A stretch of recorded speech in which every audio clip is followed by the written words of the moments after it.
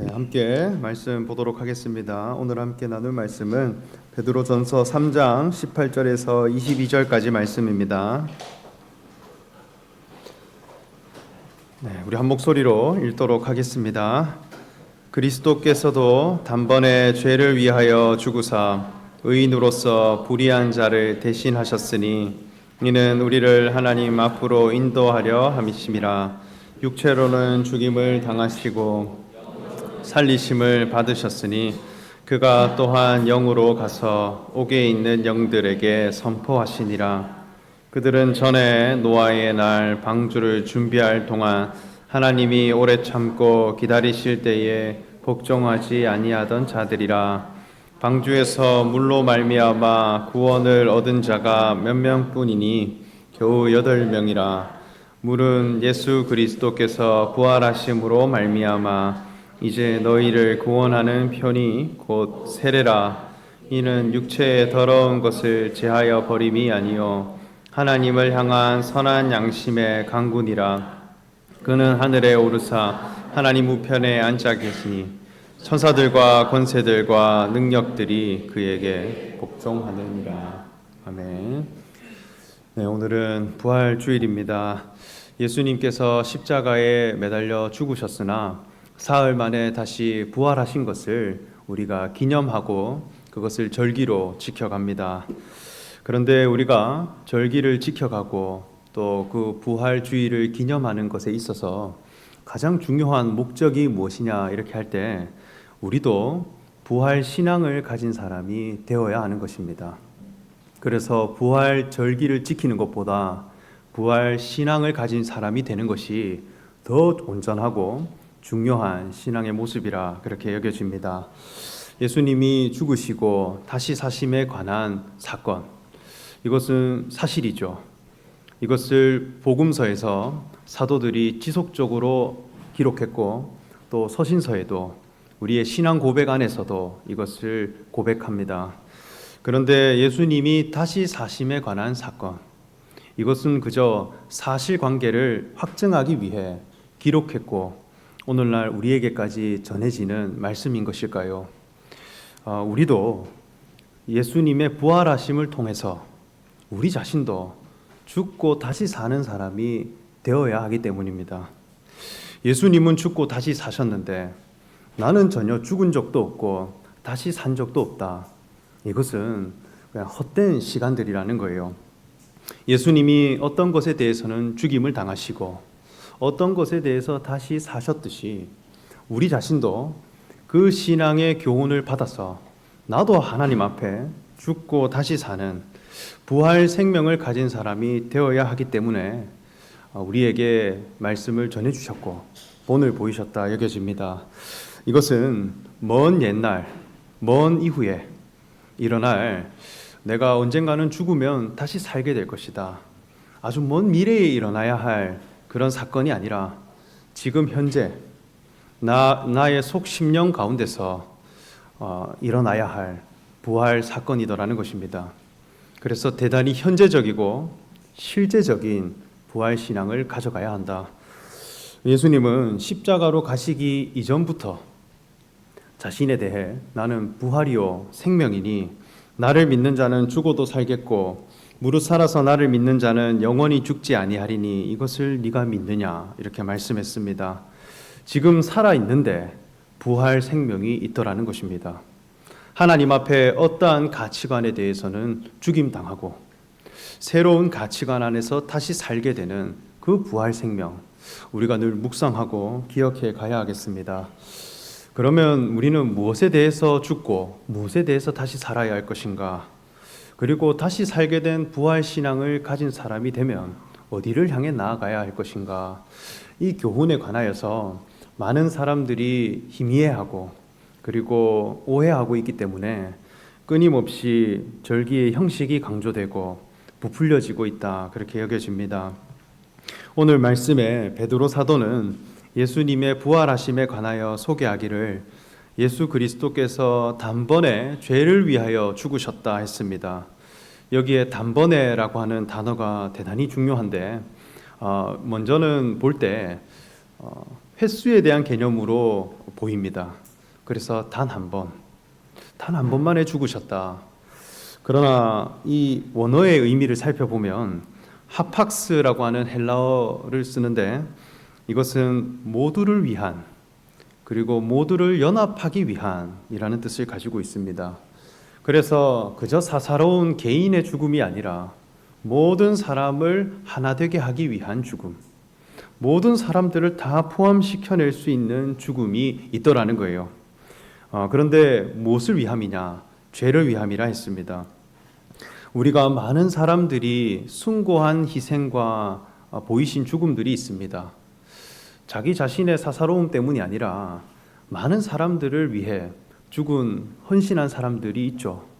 그런데 그 모든 사람들과도 비교해서도 예수님의 죽음은 구별되시고 온전한 죽음이시다 하는 것은 예수님은 모든 인생, 오고 오는 모든 인류를 다 포함시켜낼 수 있는 공적인 죽음을 보이셨기 때문입니다.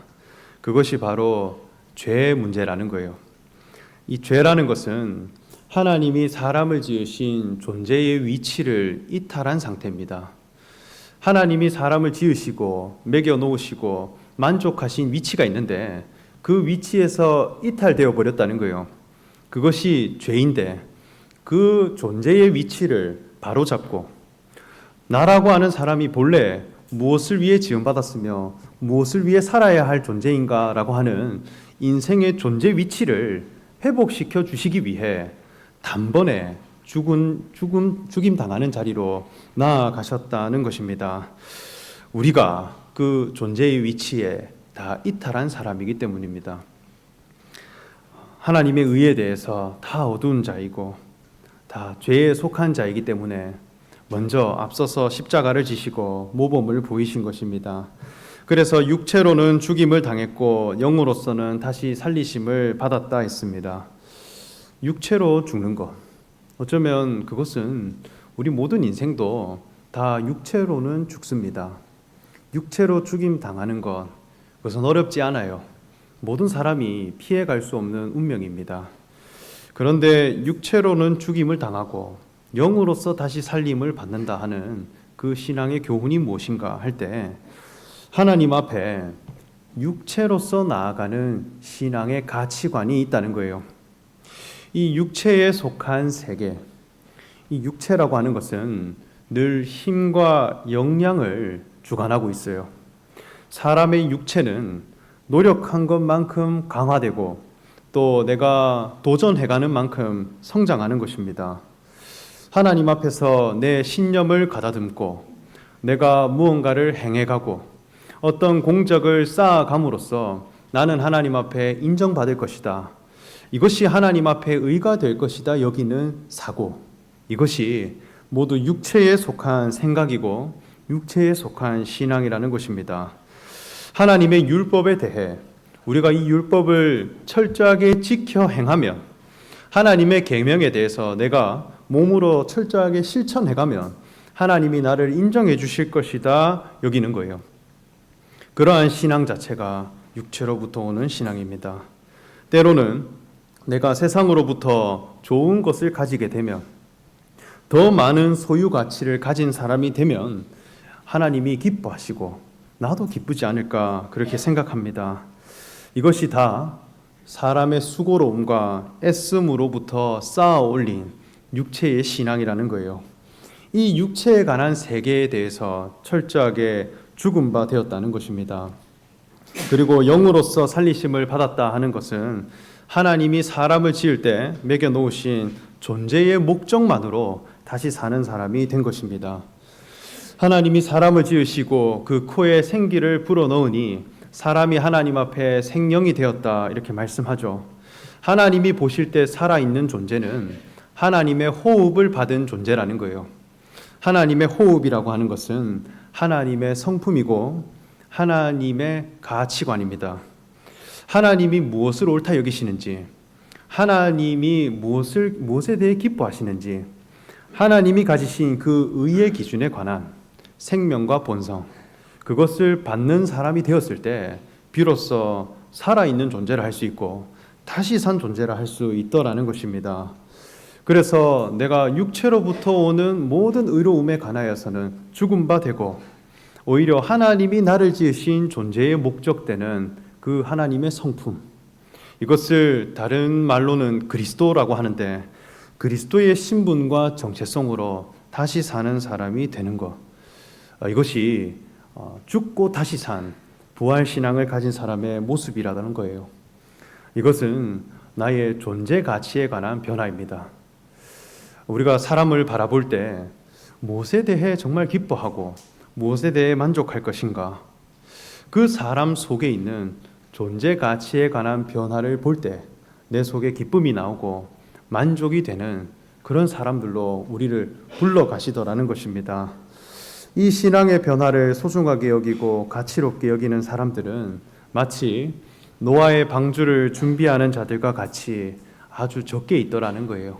그래서 부활 신앙을 가진 자들은 이제 옥에 있는 영을 향해 선포해가고, 그리고 노아의 방주를 준비하는 자들과 같이 아주 소수이고 적더라는 것입니다. 그리고 21절의 말씀을 보면, 물은 예수 그리스도께서 부활하심으로 말미암아 이제 너희를 구원하는 편이 곧 세례라. 이는 육체의 더러운 것을 제하여 버림이 아니요 하나님을 향한 선한 양심의 강군이라. 그는 하늘에 오르사 하나님의 우편에 계시니 천사들과 권세들과 능력들이 그에게 복종하느니라. 이렇게 말씀했습니다. 부활 신앙을 가진 사람의 증거는 무엇인가? 이렇게 할 때 구원에 관한 표는 물에 있더라는 거예요. 그래서 그 사람을 살펴보면 그 사람 속에 물이 증거로 있더라는 것입니다. 이 물이라고 하는 것은 이스라엘 백성들에게 있어서 죽음을 상징하는 재료입니다. 사람이 물에 잠기게 되면 자기가 가진 모든 힘과 역량이 다 쇠하여집니다. 내가 디디고 있던 모든 에너지, 내 힘의 모든 근원들이 다 무너지고 사라지는 자리, 내가 지금껏 쉬고 있었던 모든 호흡들이 다 단절되고 끊어져서 하나님 앞에 숨 쉴 수 없는 사람으로 발견되는 자리, 그것이 바로 물이라는 교훈에 있더라는 것입니다. 이것은 하나님 앞에 우리의 신앙이 행함과 역량으로부터 오는 모든 세계에 관하여서는 죽은 자이다라고 하는 그 고백이 그 속에 있더라는 것입니다. 그 사람 속에 하나님 외에 다른 것을 의지해 가는 것에 대해서는 다 십자가로 간 사람이더라는 거예요. 우리가 사무엘 동산에 주말에 이렇게 함께 모여서 교회 식구들을 만나가고, 또 때로는 기다리고, 또 얼굴을 보면 너무 즐겁고, 또 한 사람 한 사람을 지켜보면 너무 얘기해 줄 스토리들이 너무나 많다. 그래서 늘 주말마다 교회 식구들을 만나가고 모이는 것이 너무나 즐겁고 늘 기쁨이 되는 거예요. 왜 이런 기쁨이 우리에게서 나타날까? 이렇게 저는 생각을 해봤습니다. 우리 속에 물이 있는 거예요. 세상으로부터 덧입혀진 모든 행함에 관한 역량, 육체로부터 주어지는 모든 의로움들, 주장함이 없는 거예요. 내가 무엇을 가졌느냐, 무엇을 행할 수 있는 사람이냐, 그 세계에서는 나는 죽은 자이다. 그런데 하나님이 나를 자녀 삼으시고 예수 그리스도와 동일한 생명과 본성을 가진 자로 거듭나게 하시더라 하는 것을 우리가 피차간에 고백해가고, 그 인생의 자리에서 만나가는 것이 너무나 기쁘기에 우리가 늘 모이고 기쁨으로 만나는 그런 만남들이 펼쳐진다 여겨집니다. 그래서 우리의 인생의 첫 자리만 가지고 만나가는 그 만남들이 있다 여겨집니다. 그리고 더 나아가 선한 양심을 가지는 것이다 이렇게 했습니다. 이 선한 양심이라고 하는 것은 다른 말로 표현하면 선한 신앙이라는 뜻을 가지고 있습니다. 여기에 헬라어 원어를 살펴보면 아가도스라고 하는 단어를 쓰는데 절대적인 선이라는 뜻을 가지고 있습니다. 우리가 죽고 다시 사는데 물이 있음에도 불구하고 그 속에는 절대적인 선이 그 속에 있다라는 것입니다. 사람이 만든 선, 무엇이 정말 선하고 악한 것인가라고 하는 기준, 사람의 육체로부터 오는 선이라고 하는 것은 늘 상황과 장소에마다 바뀝니다. 또 시대에 따라 늘 달라집니다. 그런데 절대 가치에 속한 선은 무엇이냐 할 때 하나님이 사람을 지으신 목적 대신 그리스도라는 거예요. 그 그리스도만이 영원한 선함이고 아름다움이라 할 수 있겠습니다. 그래서 우리 속에 선한 양심을 사모하는 마음을 가진 사람으로 있게 하신 것, 그것이 부활 생명을 가진 사람의 모습이라 할 수 있겠습니다. 이 교훈을 늘 묵상하고 또 우리가 육체에 관하여서는 죽으시고 하나님의 영에 대해서 다시 사신 그 그리스도를 본받아 죽고 다시 사는 신앙이 무엇인가 하는 것을 늘 생각해가는 저와 여러분 되시기를 바랍니다.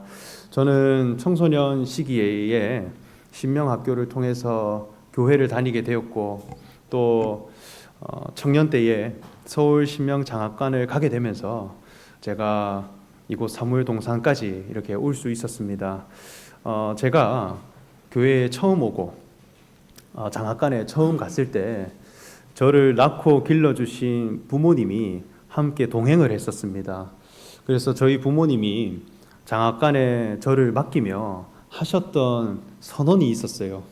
그것이 뭐냐면 이제 세일이는 내 아들이 아니다. 내 아들이 아니고 교회의 아들이다. 그리고 하나님의 것입니다. 이렇게 첫날부터 선언을 하셨어요.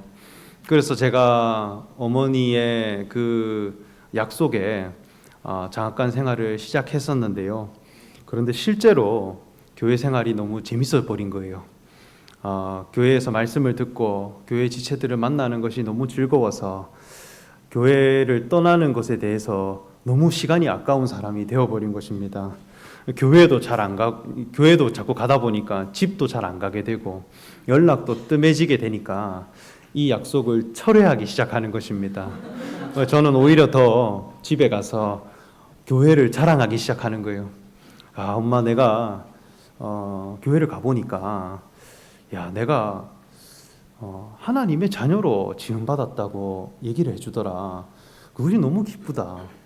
교회가 왜 나에게 즐거움이 되고 기쁨가 이렇게 보니까 지금까지 내가 살아왔던 육체에 관한 의로움, 이것을 다 부정하고 나는 죽습니다 이렇게 고백을 했는데 오히려 너는 하나님의 자녀이다.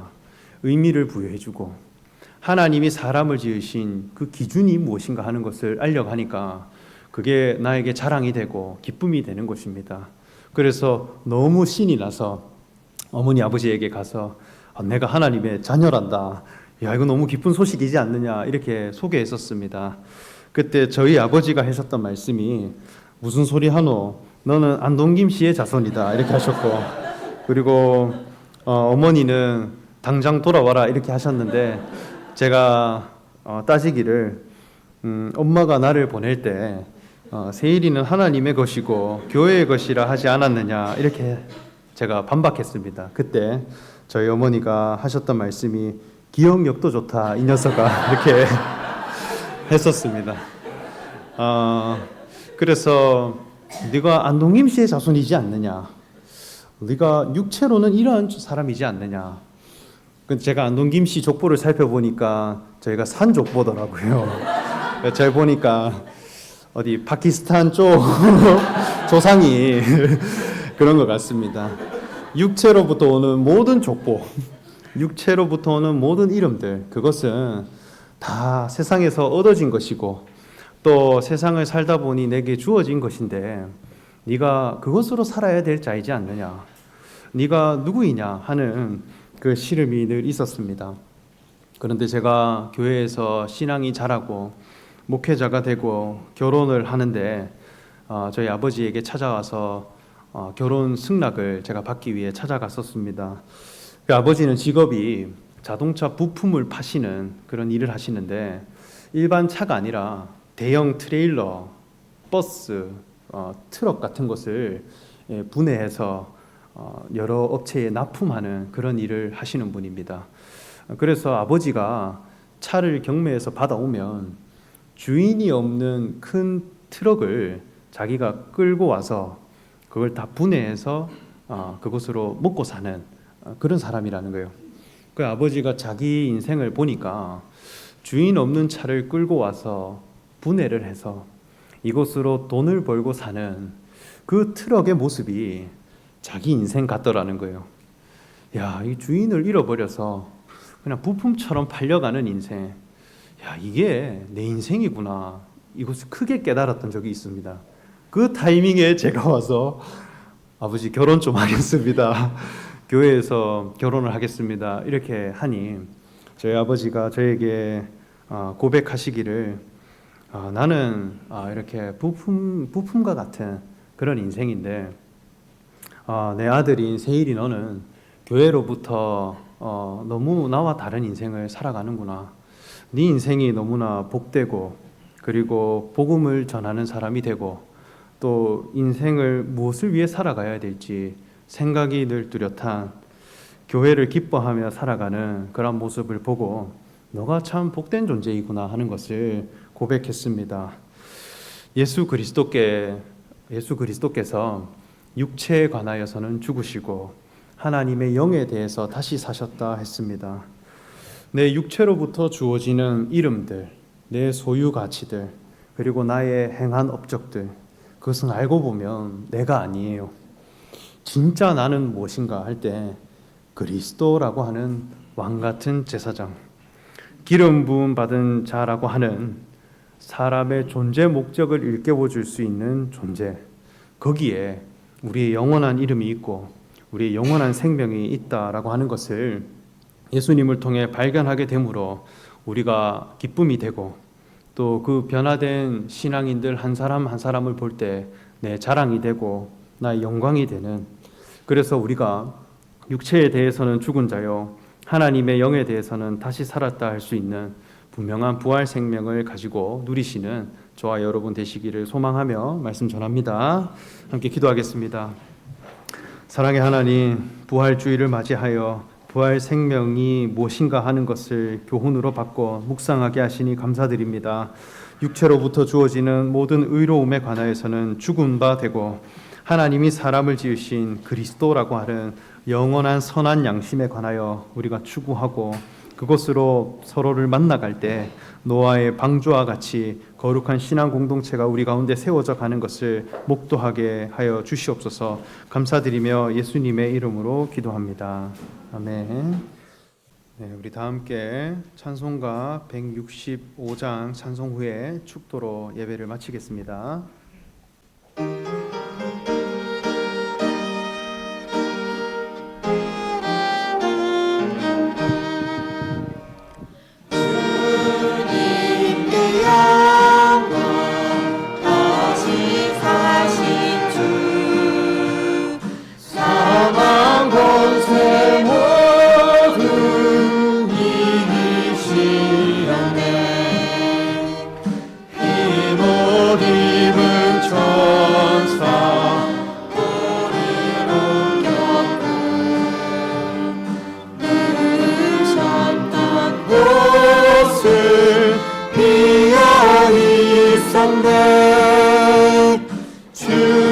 주님께 영광 다시 사신 주 사망 권세 모두 이기시었네. 부활의 주님 나타나시사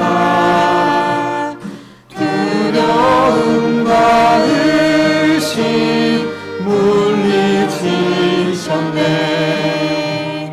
주의 교회 기뻐 찬송하여라. 다시 사신 주님 죽음 이겼네. 주님께 영광 다시 사신 주 사망 권세 모두 이기시